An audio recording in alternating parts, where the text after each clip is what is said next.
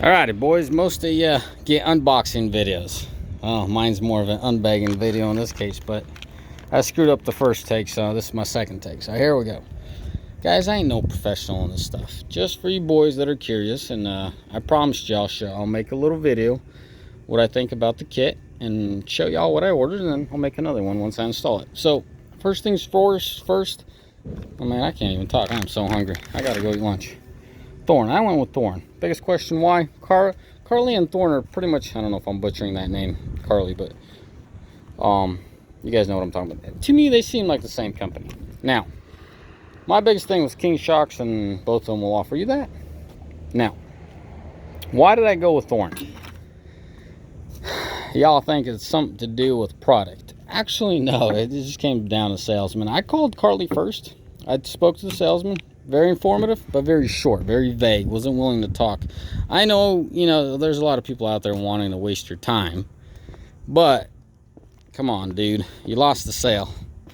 No shade or nothing. So that's all that it came down to for me. So, with Carly, that is rough country. Just so you guys know what I'm pulling off of here. With Carly, nothing bad, but nothing over the top. When I talked to Thuren, the guy was very quick to answer my question in the beginning. Then he saw it, felt whatever, that I had more questions that I needed answered. He was willing to talk, willing to spend more time with me, and that's how he got the sale. I don't know if they're cheaper or more expensive, equivalent kit to Carly, but on that basis, I went with Thuren. That's it. Just because of Chris, that was the sales guy at Thuren. That's all. As far as King Shocks, I don't think Kings need any introductions. Stout shock. I mean, you could tell it's a well-built shock. The bushings are real rubber bushings. Ain't nothing cheap or flimsy about it. And these tubes, or whatever you want to call them. I'm missing the word.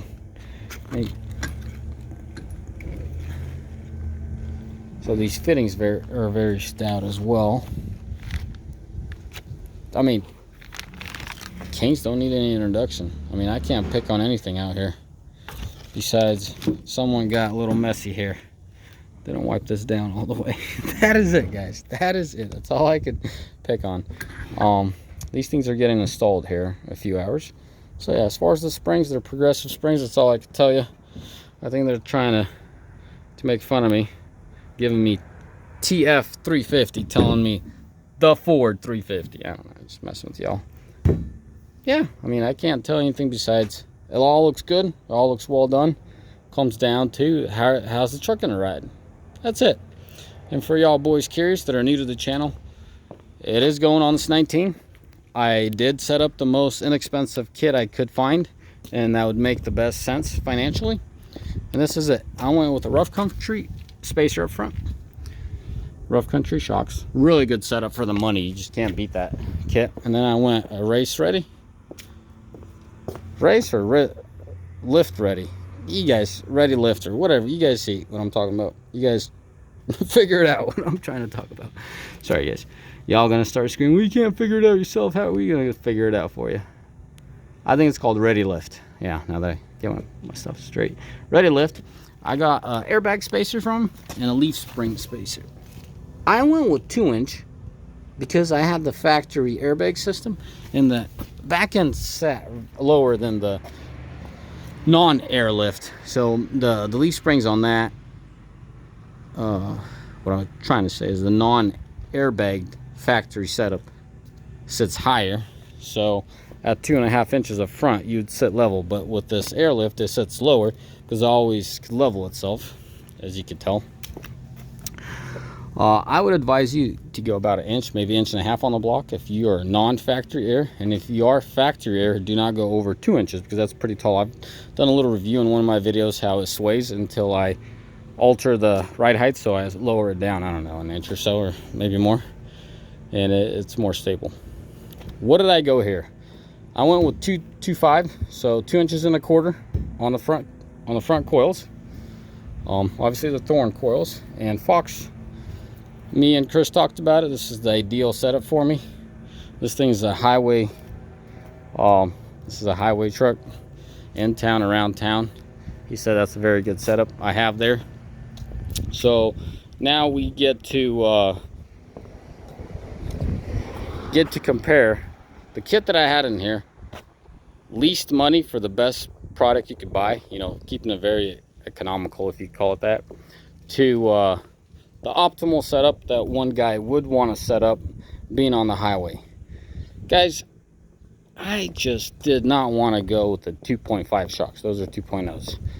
I really don't believe I need that reservoir. You know, I don't know. It's going to look cool, you know, having a reservoir up here mounted somewhere.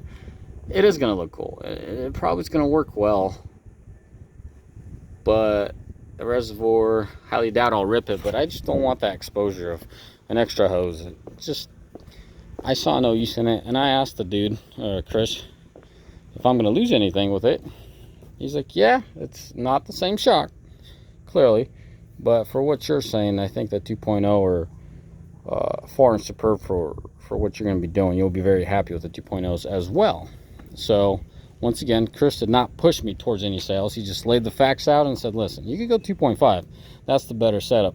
But these 2.0s for what you do is far superb than what the stock has to offer. And so I'm like, well, heck, why not? I'm happy with the way I rode stock. The only issue with my setup, my cheap setup, if I could refer to that, is I went with Bilstein shocks. These shocks are awesome, but the valving is pretty rough on an empty pickup truck.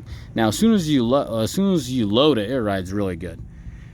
But if you have an empty pickup, do not run those Bilstein shocks. I'll get the part numbers for you whenever I get a chance. Well, why don't I go get them for you? I don't want to get under my truck. I have more Bilstein shocks on the shelf, so. All right, hang tight. Put you on pause. All right, these are my shocks that I have. Yes, this is the last bit of them. These are the ones that are installed. Well, I should not twist the camera. Should just twist this. There you have it. That's the part number. Very good shock if you run a loaded truck, but if you run an empty truck around town, they're a bit on the rough side. All right, hang tight. Look at all these Coopers. Anyways, so that's the short gist of it. If you're new to the channel, I guess you subscribe and hang out with Paul here and all my journey with all my trucks. But as far as this goes, yeah, another video coming. If you guys want to buy a kit from a guy that's fairly knowledgeable, guys, I ain't getting paid for this. I ain't getting no discount for this. To hit up Chris, you know, just Google Thuren and hit up Chris, the sales guy. He'll hook you up. He's fairly knowledgeable, very patient. He's a very busy guy, but he's very patient, and he's more than willing to help. So hit him up. Just be like, hey, PD sent me your way. Said good things about it. Don't screw it up. Anyways, guys, I'm sorry. Just making the best out of it. I am hungry. I'm going to go have lunch. As always, boys, may the Lord bless you. May Almighty find day. Ciao. Bye.